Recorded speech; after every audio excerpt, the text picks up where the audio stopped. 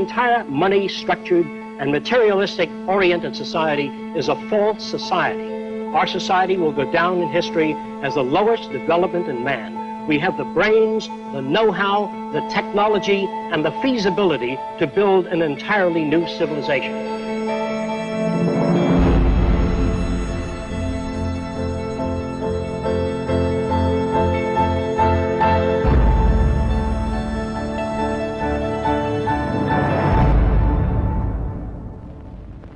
It was living through the 1929 Great Depression that helped shape my social conscience.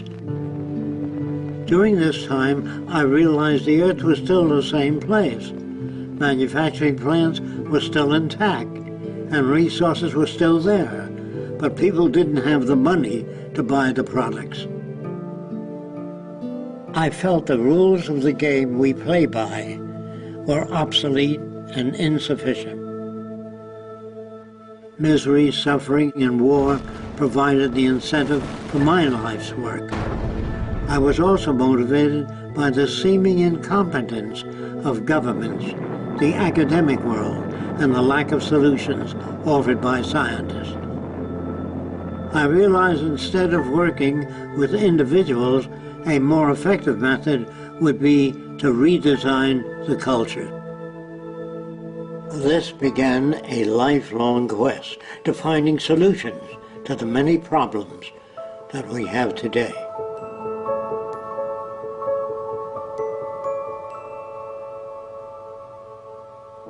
This presentation is a feasible plan for social change that works toward a peaceful and sustainable global civilization where human beings, technology, and nature coexist. It outlines an alternative to strive for, where human rights are not only paper proclamations, but a way of life.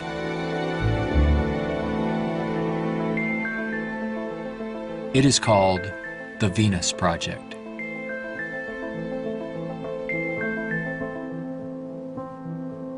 Its founder, Jacques Fresco, calls for a straightforward redesign of the culture in which war, poverty, hunger, debt, and unnecessary human suffering are viewed not only as avoidable, but totally unacceptable. It is becoming increasingly obvious that anything less will simply result in a continuation of the same problems we face today.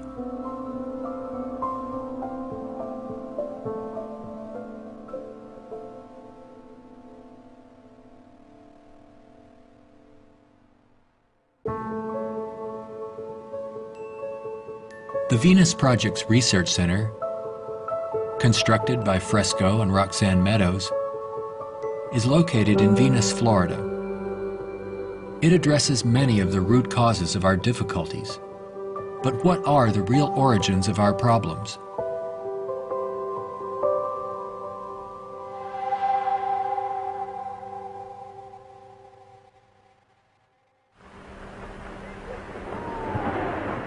At present, we are left with very few alternatives, since we're on a collision course of our own making.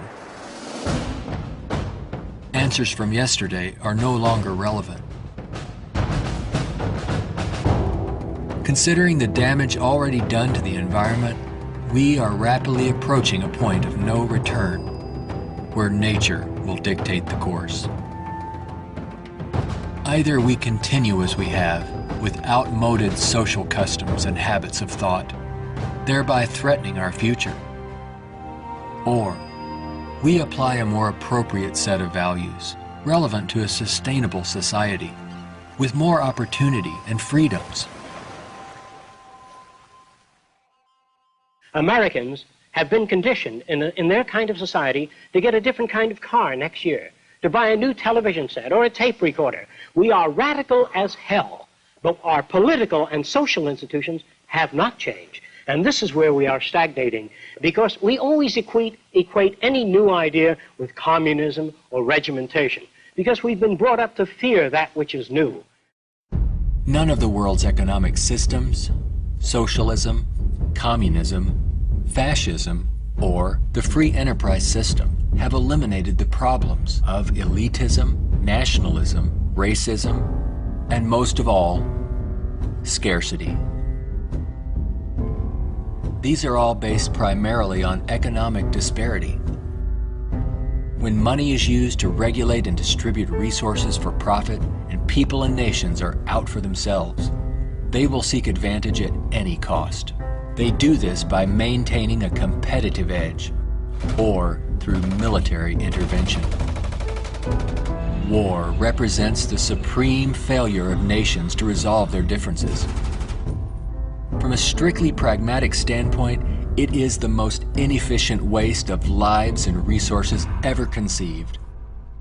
Most wars are for the control of resources and maintaining your position of differential advantage. They're not based on the dignity of man. They're not based on elevating human beings. It might elevate the human beings in the country that's the victor. It might do that. But as far as the rest of the world goes, the price is enormous. This crude and violent attempt to resolve international differences takes on even more ominous overtones with the advent of computerized nuclear delivery systems and deadly biological and chemical weapons.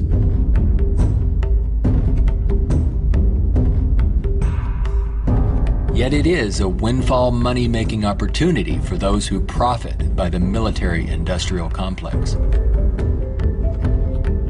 If the profit were taken out of wars, do you really believe we would have them?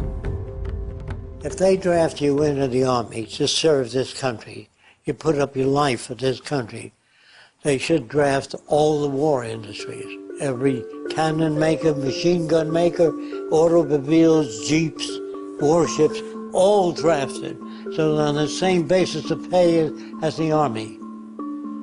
Then it's real. But if you make millions selling warships, machine guns to the army, then it's corrupt.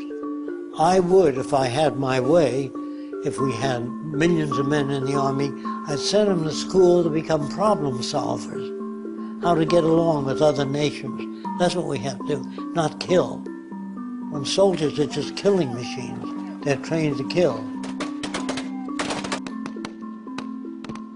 I would train them to be able to go to Mexico and bridge the difference, and go to the Arab world, see if they can bridge the difference. So bring them all together, all the nations. War is not the only form of violence imposed upon people.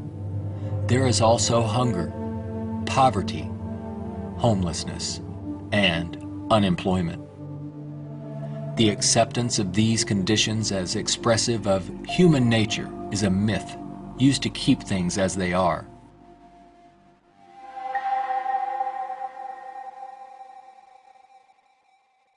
Genetics has nothing to do with greed, business, race prejudice.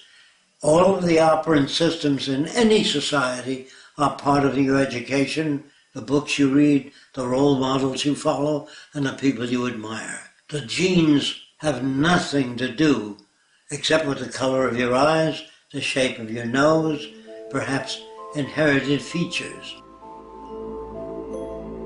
The genes do not control values. And even if you're born with a much better brain than another person, meaning better receptors, the quality of the tissue is better, I would say that if you have a better brain and you live in a fascist country, you become a fascist faster. The brain has no mechanism of discrimination. The brain can't tell you what is relevant or less relevant, except experience. We are not born with greed, envy, hatred, or bigotry. Our behavior and values are reflective of the culture we are exposed to. If you were raised by the headhunters of the Amazon, you'd be a headhunter. And if I said to you, doesn't it bother you to have 5 shrunken heads? You say, yes, my brother has 20. So, is he nuts? No, that's normal to his culture. social and environmental problems will remain insurmountable as long as few nations control most of the Earth's resources, and the bottom line is profit over the well-being of people. Putting profit first results in unnecessary suffering and aberrant behavior prevalent today.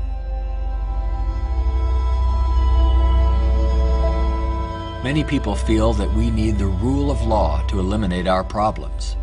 We have many laws, thousands upon thousands of them, but they are constantly being broken.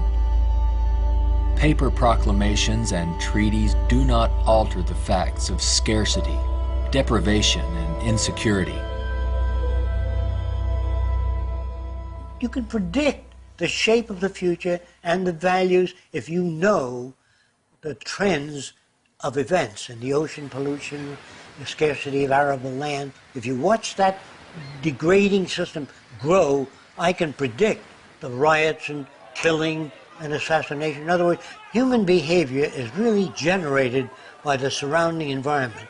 If there's a scarcity, say, of water, it is prized, and its price is high. Let's discuss scarcity as a system. Suppose it rained gold for about 3 days, gold dust. People would go out and shovel it in, fill the cellars, the attic, every drawer in that. They throw out their clothing. If the rain kept up for a year, so the gold was all over the place, people would sweep it out of the house, take their rings off, throw them away, and so human behavior undergoes change to that condition. There's only a policeman in front of something that people have need for and don't have access to. So you put a guard there.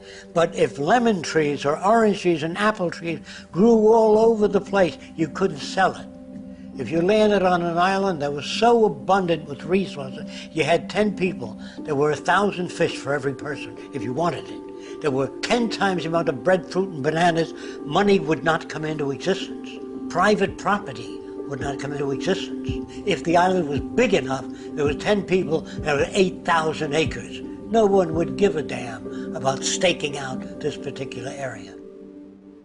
There are patterns of behavior that promote survival. There are social conditions that change our values and outlook. No one can write a constitution of required behavior without consulting the environment.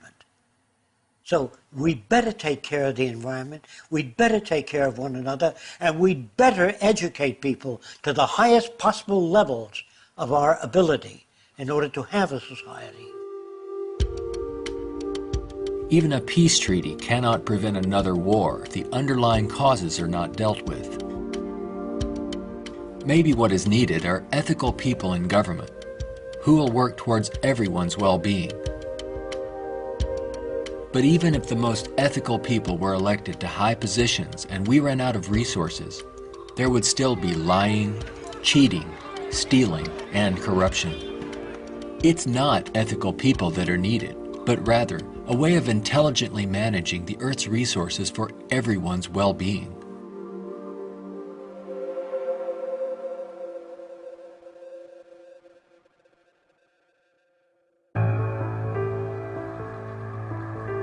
Let's examine our social arrangements further. To maintain our economy, products must continuously be sold. To assure this, they are deliberately designed to wear out and break down. Maybe you've noticed this usually happens right after the warranty expires. This corrupt practice is referred to as planned obsolescence, which is the conscious withdrawal of efficiency. Innovators go through the finest schools and then are required to design things that wear out and break down right on schedule.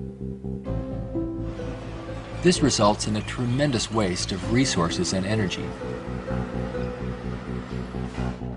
We are plundering the planet for profits. If you think about it, it isn't a job people want, but access to what their paycheck will bring. Money does not represent anything real, and there's no gold, silver, or resource to back it up. You you can't eat money or build a house of it. It's not even related to our real capacity to produce goods and services on this planet. The monetary system has been handed down from centuries ago, and we continue to use it without questions.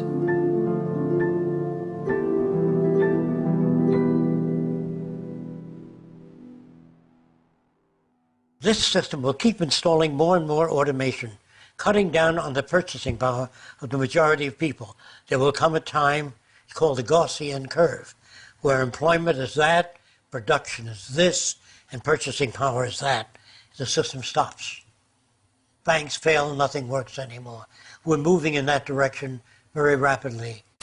We have finally gotten to a place in 2011 where it's becoming obvious that the machine has beaten the man. We're incredibly productive with far fewer people. We are more productive. We are more productive as an economy than ever before. An iPad app we can do need more less than workers. 4 people. Just that there are fewer jobs. The jobs that do exist now can have lower wages because of obvious reasons. A lot of people looking for a small number of jobs. The wages go down. That has huge impacts on the middle class and ripples out from there. We're moving towards social collapse. I think this is going to happen all over the world, not just here. And it doesn't require the overthrow of the government. It just requires that you let it alone. It'll overthrow itself. If you control the media, you can calm people down. But if the majority keeps getting laid off, they don't have purchasing power, the system collapses. It doesn't work anymore. They invade. It's already happening. This country is already insoluble. They're going to have difficulty with national security, paying pension people. They've spent far beyond what they already have. Now, all they can do now is create debt, borrow more and more money from banks. We also want to show you a rather grim sign of our times. It's not far from here in Midtown Manhattan. The national debt has grown too large for the national debt clock. It went up back in 1989 when the nation's debt was less than $3 trillion. The debt has been piling up so fast lately they had to drop the dollar sign to make room for an extra digit as the number turned over to more than $10 trillion now and counting every second. A whole new clock with 2 extra spaces will go up next year. The federal government is not allowed to print money. It's not allowed to lend money or get in the banking business. That is a privilege for bankers only. So what the government has to do if they want to build an air force, say, of 2,000 planes a month, they have to borrow money from a private lending institution, sign the dotted line, and if the war is lost or failed, the burden falls on the public to pay off that debt.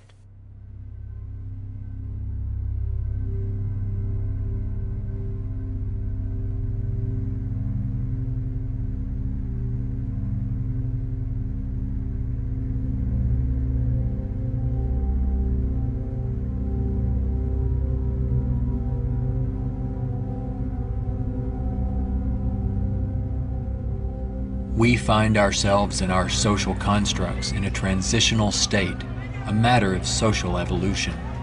If we want to make it through these turbulent times, we must be able to adapt to change. All things change, including our social systems. Albert Einstein stated, "We cannot solve problems by using the same kind of thinking we used when we created them." Earth is still abundant with resources. Our practice of rationing resources through monetary control is no longer relevant and is actually counterproductive to our very survival. Today, we have highly advanced technologies, but our social and economic system has not kept up with our technological capabilities, which could otherwise easily create a world of abundance for all, free of servitude and debt. How can this be possible? There is not enough money to feed or house all people on this planet, let alone accomplish these more ambitious ends. But Earth has more than enough resources to meet the needs of all people, but only if managed intelligently.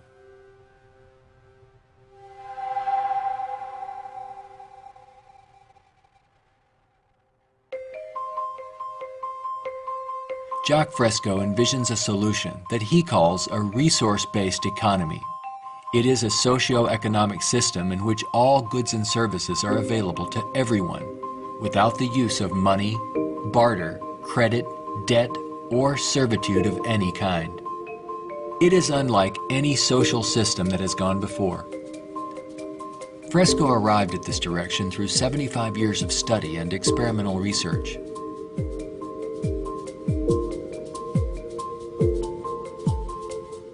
A resource-based economy operates on the basis of available resources and makes those resources available to every human being on earth, free of charge, without a price tag. So we have today more than enough resources to build a far more advanced society. I'm not talking about limited handouts so that people just get by. I'm talking about a very advanced civilization. We have the resources, we have the technology, all we have to do is apply it. One of the main aspects of the Venus Project is to eliminate scarcity. This is where the technology comes into play. Because if we set up a resource-based economy and some things are scarce, it won't work. If you set up a resource-based economy in a society that has no resources, it won't work. So today with our technology, we can make things available. We can eliminate scarcity. We can create an abundance. As long as we can create that abundance, that will eliminate greed and selfishness and a lot of crime and a lot of aberrant behavior. A social system can be designed so that all can live fully and constructively if the powers of science and technology are directed toward human and environmental concern and overcoming the artificial scarcities of our debt-based monetary systems. All people, regardless of political philosophy, social customs, or religious differences, ultimately depend upon the same resources: clean air and water, arable land, medical care, and a relevant education. I think if you pledge allegiance to the earth and everyone on it, that'd be the way to go for the future. The human species is a single family, and the world is home to everyone. Neither nations nor people can coexist separately any longer. No more separate nations. So anyone can go anywhere. Before the states joined together, they used to stake out their territory. They used to fight. They had militias. They would fight. This is our territory. Oh no, you're intruding. When all the states joined together, the government worked out the lines of the states and they agreed, and that was the end of territorial disputes. If you want the end of war, you must declare the earth common heritage.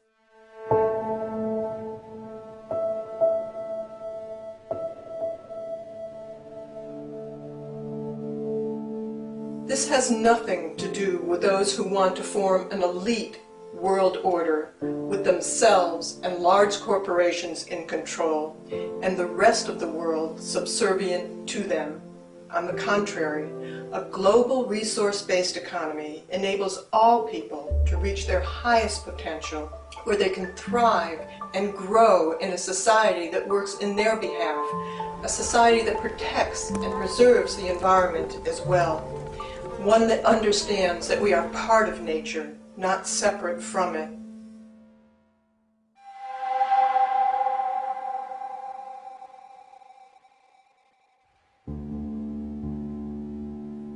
Some question what would happen to incentive if needs were met without our having to work to attain them. The question assumes humans have no desires beyond basic needs. If that were true, there would be no inventors, writers, or teachers.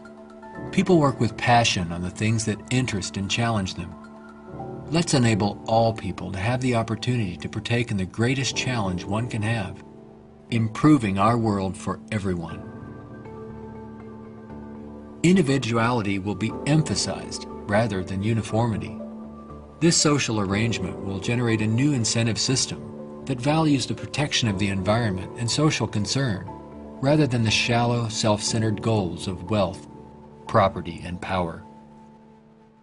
It does not call for uniformity. It absolutely calls for diversity. The more diverse people are, the more individuality. So we emphasize individuality, creativity, innovativeness. This is the essentials of the design. It is not a group of scientists telling people what to do, how to live, where to go, what to follow. Motivation and incentive exist when people have meaningful tasks.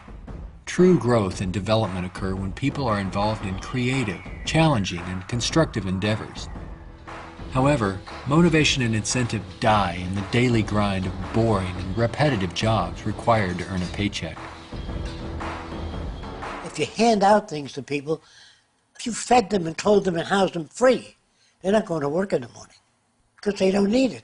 They got their housing, clothing, motion pictures, and entertainment. Well, why go to work? Work is painful, it's monotonous, it's boring. In the future, if people have access to all their needs, but they don't have any challenges, this is where it goes to pot. So people constantly are challenged by new things. In our schools, we challenge them with many things that are unsolved and many unresolved problems. If you're well-fed and well-clothed, that doesn't stop your brain from working. That would mean that every millionaire does nothing and is turned off because he got all the means. That's not true. There are many millionaires that work 18 hours a day and don't have enough time. It has to do with your background and your education. The more you know about oceanography, astronomy, and all that, the more interest, the more alive you are.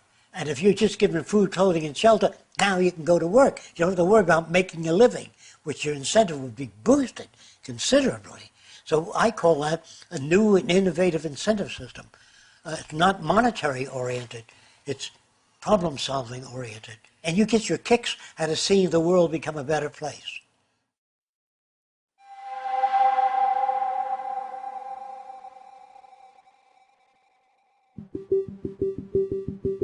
How can we use our technology wisely so that there is more than enough for everyone? To achieve this, it's mandatory that the planning for it be based on the carrying capacity of the planet's resources. Our entire infrastructure must be redesigned and operated as coherent, integrated total systems. This means we must consider our entire global community as one unit that includes everyone, and plan accordingly. Only in this way can we use our technology to overcome resource shortages, provide universal abundance, and protect the environment. Therefore, a global survey is first needed to assess exactly what we have. This would inventory our physical resources, personnel, production centers, and the needs of people. This enables us to determine the amount of goods and services needed. For instance, where is the arable land to grow crops? How many people are in various locations? And what is the state of their health? This would determine where hospitals are built and how many. If you try to do that today, ask for a global resource survey of all nations, they'd wonder, what are you trying to do that for? To find if we got enough resource to fight you in armaments and other things? They would be skeptical, hesitant to give that information. So I would say it wouldn't work in today's culture. But after the ideas are put forth and the reason for it and the advantages gained by all the nations, it would have to be specific advantages that they can understand in their terms. And if they agree, then the survey would be conducted. It's not my opinion or the opinion of anyone else would be used. It's the size of the population, the availability of resources, the carrying capacity of the earth that determines what is done and how fast things move. See, today it's done on a totally different basis. But in the future, it'll all be based on a form of dynamic equilibrium. That means operating everything at the highest potential without environmental neglect. The key to achieving abundance and a high standard of living for all is to automate as much as possible in the shortest period of time.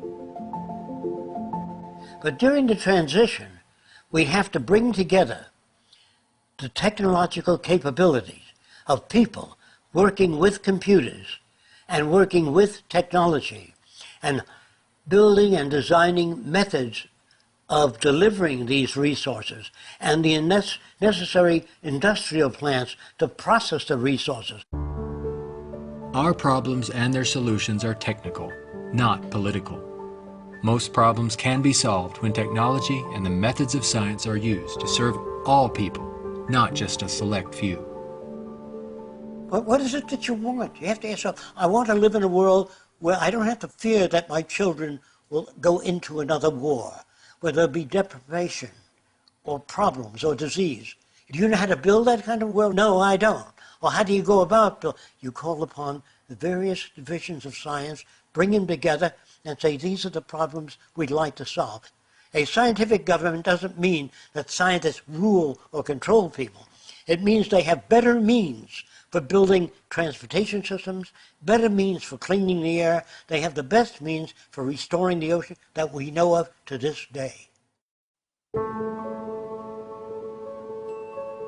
Computers can serve the needs of everyone when cybernation is ultimately integrated into all aspects of this new and dynamic culture. One can think of this as an electronic nervous system, extending into all areas of the social complex. Their function would be to coordinate a balance between production and distribution, assuring there are no shortages or overruns.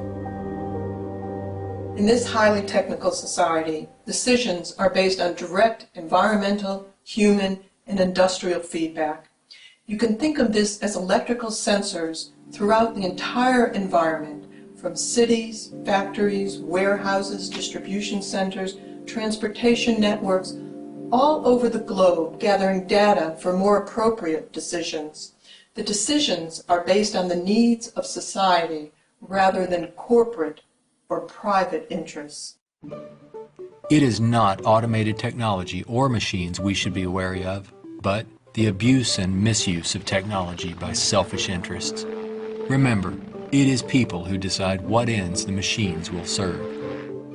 If technology does not liberate all people for the pursuit of higher aspirations in human achievement, then all its technological potential will be meaningless. You always do a positive and negative study before you engage in the actual reconstruction of an environment.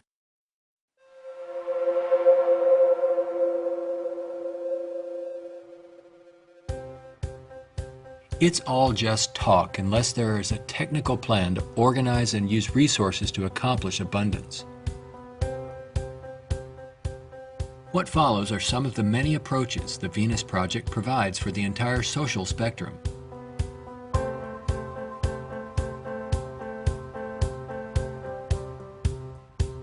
Today, more than half our population lives in cities that are polluted, dangerous, and waste energy. What we have to do is design a city as a living system, as an organism, as a university, that all of the cities of the future will be university cities that grow, that continue to exchange ideas. The city will have a built-in transportation system, so there are no accidents and no unthought out areas of technology. Medicine, botany, agriculture, the total system, one planning system.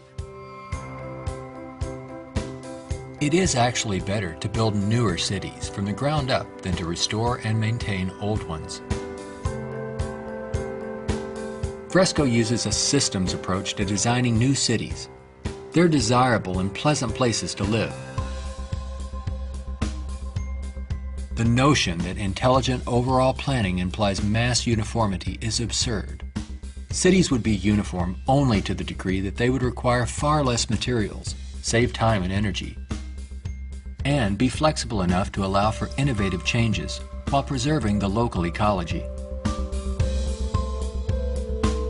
If we design our cities to meet human needs, you don't have most of the problems that are prevalent today.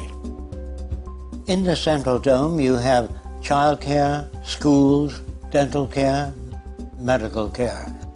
In the production and design of the cities, we work out 1/8 of the city system, and then we reproduce it instead of have architects design each building and each structure, which is a tremendous waste of energy and talent. When working on solving the housing problem for all the world's people, construction techniques would be vastly different from those employed today. Extruded and self-erecting structures could revolutionize and speed up construction processes. These lightweight, durable apartments could be produced as continuous extrusions and then separated and positioned in place by the mega machines. The outer shells of these efficient structures serve as photovoltaic generators and heat concentrators. You don't own anything in this society. Really, people don't want money. They want access to things when they want it. And people in a society of abundance, having access to things, will really no longer begin to store and accumulate things. We recycle it, update it, make it better. Take the same materials of an old car, weighs just as much as a new car, so there are no old cars. Old cars mean danger. If you drive a very expensive car and somebody else drives a beat-up old car, if their brakes fail, you may die. We don't want any old cars on the highway. We don't want anything that breaks down. We don't want anything that takes looking after. In a resource-based economy, people may access whatever products they need without the burden of having to purchase, maintain, or insure their possessions. In this way, there is much more to go around for everyone, and products are always available when needed. Anything people may need is available in these outside access domes. Sculpturing materials, musical instruments, somewhat like the public library. They can go down and access a camera or a bicycle or a wristwatch. Anything that they need is available without a price tag. That would mean we must achieve a level of production that's so high that scarcity no longer exists. That will prevent almost all crime. So there's no way of segmenting or making this system just or equitable. We have to make a system that assures human rights. You know, when everybody has free access to goods and services, you don't have to fight for women's rights or black rights. It's an automatic in a society that's set up that way. You don't have to make laws, don't steal. It would bypass that behavior. Surrounding the central dome, you have the research centers. Centers that do work that's relevant to the sustainability of the entire community. As we move away from the research centers, we come to the recreational area, which has tennis courts and all of the games that people require.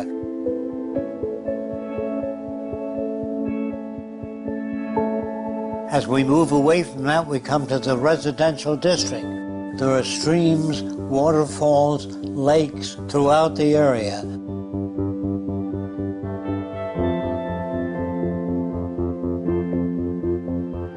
We could provide a wide range of unique homes and apartments that can be relatively maintenance-free, fireproof, and virtually impervious to adverse weather conditions.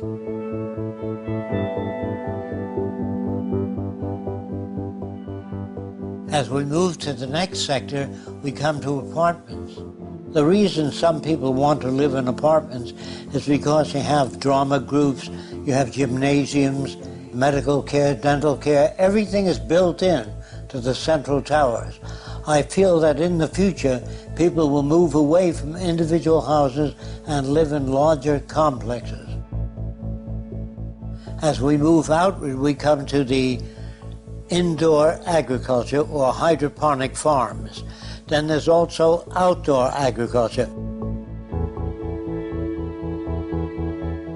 The city would use the best of clean technology in harmony with nature, such as wind, solar, geothermal, heat concentrators, piezoelectric, wave, temperature differentials, ocean thermal vents, and much more.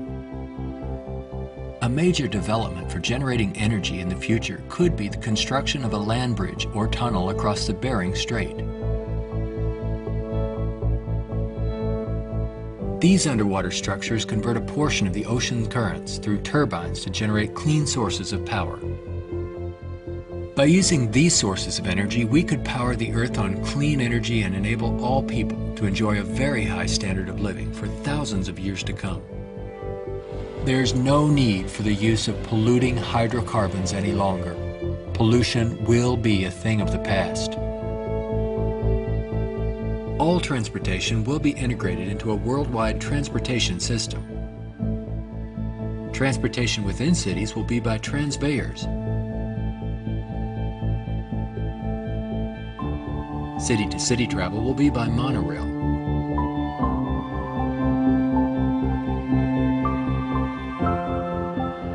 Maglev trains are utilized for long-distance travel. To enhance efficiency, this high-speed maglev train is equipped with removable sections, which can be disengaged while the train is in motion. Aircraft will display a wide range of configurations. These VTOL aircraft, or vertical takeoff and landing, are used to transport passengers and freight. The priority is safety rather than saving money or dealing with the lowest bidder. This modular freighter consists of detachable sections that can be rapidly loaded or unloaded. The number of sections varies depending on the amount of freight to be delivered. When all the sections are connected, they can be propelled as a single unit. Ships can be floating manufacturing plants that produce products while en route to their destinations. They can also serve as education centers, where children and adults travel worldwide, obtaining innovative education, not through vicarious study, but through experiencing and interacting with the real-world environment. A national transportation system would include a network of waterways, canals, and irrigation systems. They could serve to minimize the threat of floods and droughts while allowing for the migration of fish, provide natural fire breaks, emergency water sources, fish farms, and recreation areas. When we unleash science and technology directly into the social system without the restrictions of the marketplace, finances, or patents, we could achieve a very high standard of living within a very short period of time. This society would continuously improve, changing rapidly through new technologies, inventions, and ideas. It would be an emergent society rather than an established one like we have today. Imagine living in an extraordinary oceanic city, helping to restore the ocean environment while eliminating land-based population pressures.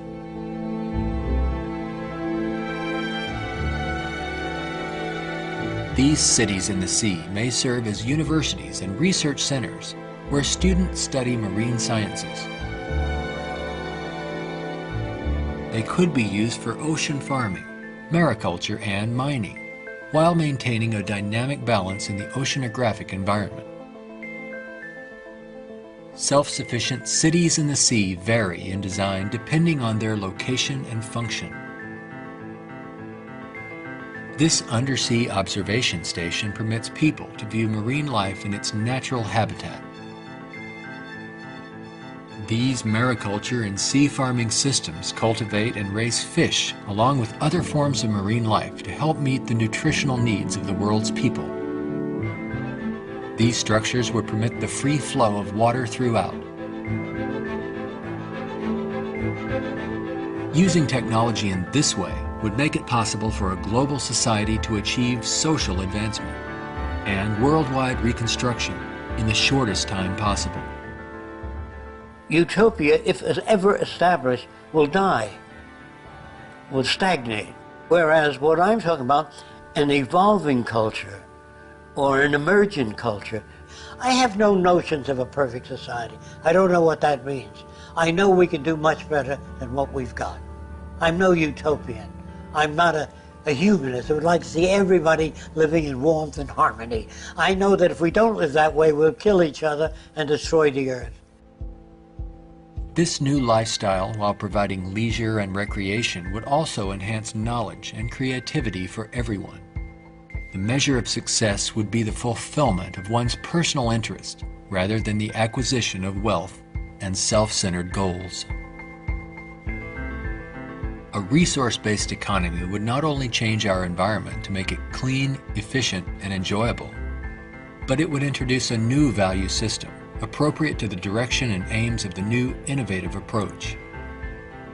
With education and resources made available, there would be no limit to the human potential. Everyone will have the freedom to pursue whatever constructive field of endeavor he or she chooses, without the economic limitations that we face today. We are now at a time when decisions must be made if we wish to evolve from our present culture of scarcity, waste, and environmental destruction to a sustainable society of ecological concern and abundance. A nation without a vision of what the future can be is bound to repeat past errors over and over again. If we say dishonestly that man is the highest form of evolution, which you get in the school, man destroys the oceans, the fish, the atmosphere, one another, and man flies over a city, presses a button, and burns everybody in the city with nuclear weapons. Is he the highest creation of nature? Not yet, in my opinion. We've got a long way to go.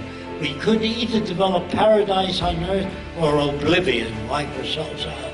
Only the future will tell. It's what you do to make the future. We can create a world where war and want are distant memories. When all of science and technology are used within a global resource-based economy for the protection of the environment and the well-being of all, only then will we understand what it means to be truly civilized.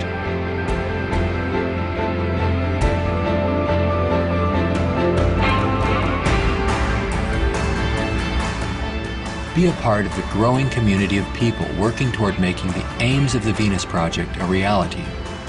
Join us in our efforts to bring this vision of a positive future to a wider audience through the goal of a major motion picture. All of these things can be built with what we know today. It would take 10 years to change the surface of the earth, to rebuild the world into a second Garden of Eden. The choice lies with you. The stupidity of a nuclear arms race, the development of weapons, trying to solve your problems politically by electing this political party or that political party, that all politics is immersed in corruption. Let me say it again. Communism, socialism, fascism, the Democrats, the liberals, there are no Negro problems or Polish problems or Jewish problems or Greek problems or women's problems. They're human problems.